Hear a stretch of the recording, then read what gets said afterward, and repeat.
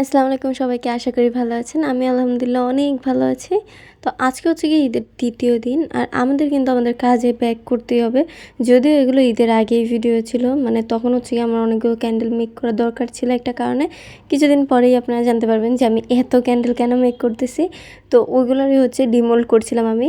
আর এখন একটা অনেক বড় সত্যি কথা আপনাদের সঙ্গে শেয়ার করি। আমি কিন্তু ক্যান্ডেল আর জিপসাম ২ টা নিয়েই কাজ করি।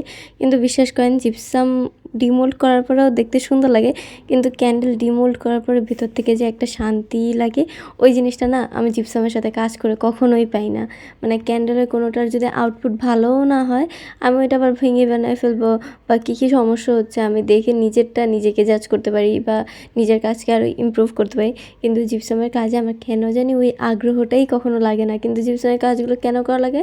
কারণ ক্যান্ডেলের কাজের সঙ্গে ওই জিনিসগুলো মানে সম্পর্কিত। মানে যারা ক্যান্ডেল নেয় তারা জিপসামও নিয়ে থাকে বেশিরভাগ সময়।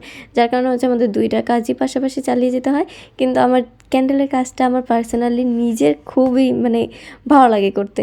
আর এখানে যে ক্যান্ডেলগুলো দেখতে পারতেছেন বেশিরগুলোই হচ্ছে গিয়ে বেশিরভাগগুলোই আমি যখন ডিমোল্ড করতেছিলাম, কেন জানি বারবার শুধু হাত থেকে ছুটে যাচ্ছিলো। জানি না এখানে ভিডিওটা ফাস্ট ফরওয়ার্ড করার কারণে বোঝা যাচ্ছে কিনা, কিন্তু যখনই আমি এগুলো ডিমোল্ড করতেছিলাম বারবার এগুলো হাত থেকে ছুটে যাচ্ছিলো।